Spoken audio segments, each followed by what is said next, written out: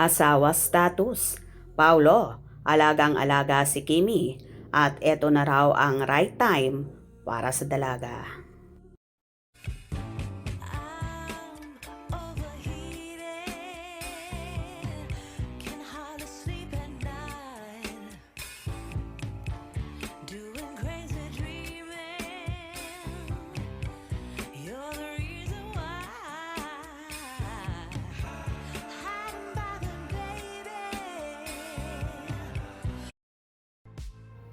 Tila wala na ngang makakapaghiwalay sa tambalang Kim Pao at rumored magkasintahan na sina Kim Chiu at Paolo Avellino.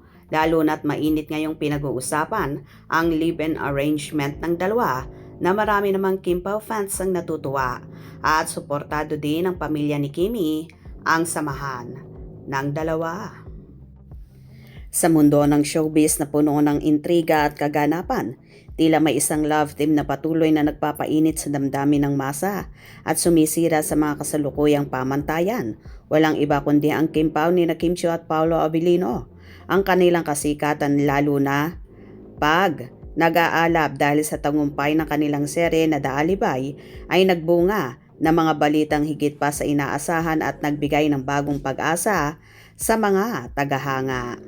Hindi pa man humuhupang usap-usapan tungkol sa kahusayan ng The Alibay, nag-uumapaw na agad ang panawagan ng mga Kim Pao fans para sa isang part 2. Ang serye na tila masyadong mabilis matapos ay nag-iwan ng matinding bitin sa kanilang mga manonood.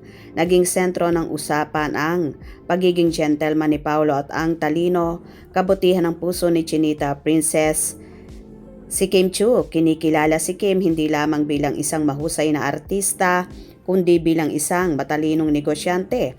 Isang patunay na ang edukasyon ay hindi lang nasusukat sa kumpleto mong taon sa paaralan kundi sa talas ng isip at galing sa pagpapatakbo ng buhay at karera. Subalit higit pa sa paghanga sa kanilang profesyonismo, ang tagahanga ay mas malalim pa ang nais para kay Kim.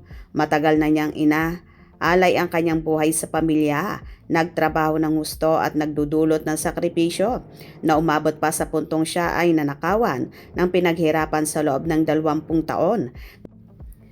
Ngayon sa tamang edad na niya, naniniwala ang kanyang mga taga-suporta na panahon na para piliin niya ang kanyang sariling kaligayahan, panahon na para sa kanya na magkaroon ng katuwang sa buhay. Isang karamay sa problema at higit sa lahat ang makasal na at lumagay sa tahimik kasama si Paolo Avellino. Ito ang oras na dapat niyang piliin ang sarili niya matapos ang ilang taong nagpapakasakit siya.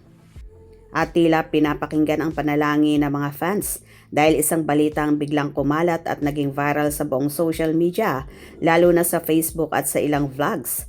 Ang balita umano'y live-in na sina Kim Chiu at Paolo Avellino. Ang naturang isyo ay nagdulot ng malaking kagalakan sa Kim Pao Nation. Hindi na ito nakakagulat ayon sa kanila dahil parehong nasa tamang edad na ang dalawa at handa na para sa ganong uri ng commitment. Ang panawagan ng lahat ay sana'y magkaroon ng pagpapatotoo sa balitang ito, hindi lang para sa kanila kundi para na rin kay Kim na matagal nang naging mapagbigay sa iba. Ito na siguro ang right time para sa kanya na mag-isip ng tama at piliin ang sarili niyang kaligayahan at kapayapaan.